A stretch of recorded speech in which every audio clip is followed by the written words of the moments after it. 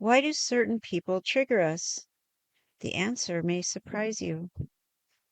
Have you ever noticed how certain people seem to affect you more strongly than others? Sometimes the reaction is immediate, before you even have time to think about it. A quiet irritation, a feeling of tension, a sense that something about them simply doesn't sit well with you. And later you might find yourself wondering, why did that affect me so much? Most of us assume the answer is simple. There is something about them that is wrong. But the psychologist Carl Jung believed that moments like these may be pointing somewhere much closer to home. He believed that the people who trigger us most strongly are often brushing up against parts of us we have not yet learned to recognize. Jung called this hidden territory of the psyche the shadow. Despite how mysterious the word sounds, the shadow is not something dark or sinister living inside us. It is simply the collection of qualities within us that were quietly pushed aside as we grew up. When we are young, we begin learning very quickly which parts of ourselves are welcomed and which are not. Anger may be punished. Confidence may be called arrogance. Sensitivity may be dismissed as weakness. Curiosity may be treated as disobedience. So often, without realizing it, we begin shaping ourselves to fit what the world seems to accept. We keep certain qualities in the light, and others we slowly move out of view. But the mind is not a place where unwanted parts simply disappear. What we push away from awareness does not vanish. It settles quietly beneath the surface. Over time, it forms a hidden layer of the personality, one that continues to influence our feelings, reactions, and relationships without us fully realizing it. This hidden layer is what Jung called the shadow. The shadow is not only darkness. Many people imagine the shadow as a container of our worst qualities: anger, jealousy, selfishness, cruelty. And yes, these traits can live there. But Jung noticed something important. The shadow also contains parts of our strengths that we never allowed to express: confidence, creativity, emotional intensity, independence, the courage to speak honestly. If these qualities were discouraged or misunderstood when we were young, they too may have been pushed out of view, which means the shadow is not only the place where our weaknesses hide, it is also where some of our unused potential quietly waits. The mind has an interesting way of dealing with the shadow.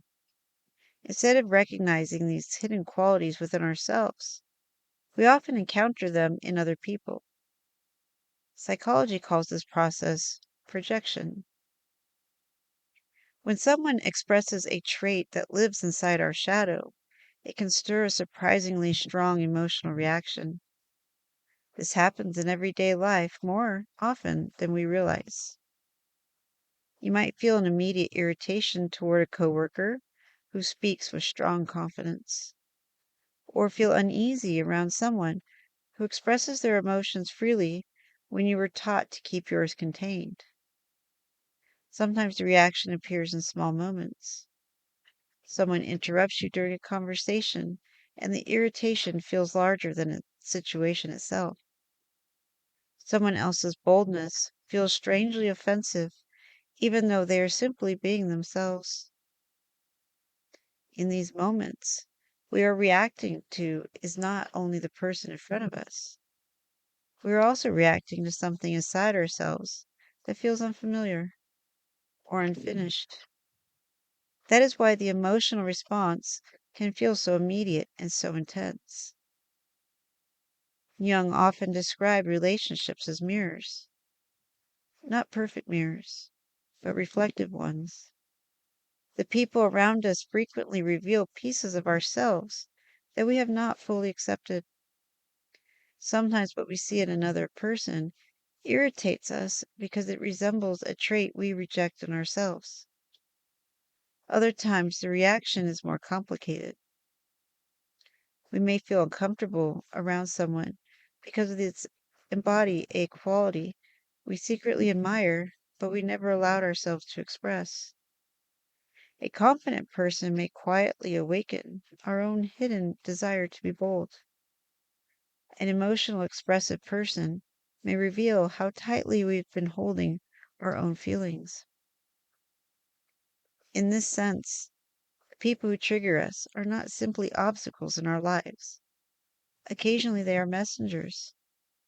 They reveal where something within us is asking to be understood. Jung believed that one of the most important parts of psychological growth is learning to recognize and integrate the shadow. Integration does not mean acting out every impulse we discover. It means becoming more honest about the full range of our human nature. We can be compassionate and angry, confident and insecure, generous and selfish, creative and afraid. When these parts of ourselves are acknowledged instead of hidden, they lose their ability to quietly control our reactions from the background. Instead of projecting them outward onto others, we begin to understand them within ourselves. Jung believed that this gradual process leads toward what we call individuation, the lifelong unfolding of a more complete and authentic self. So the next time someone provokes a strong emotional reaction in you, it may be worth pausing for a moment before deciding that the entire story belongs to them. Sometimes the people who disturb us most are illuminating a part of ourselves that has been waiting quietly in the background, not as a flaw, but as something unfinished, something that, once understood, may help us see ourselves with a little more honesty and perhaps a little more compassion. And if Jung was right, those comfortable encounters are not accidents. They may simply be moments when the mind briefly lifts the lantern and shows us something within ourselves that is ready to come into the light.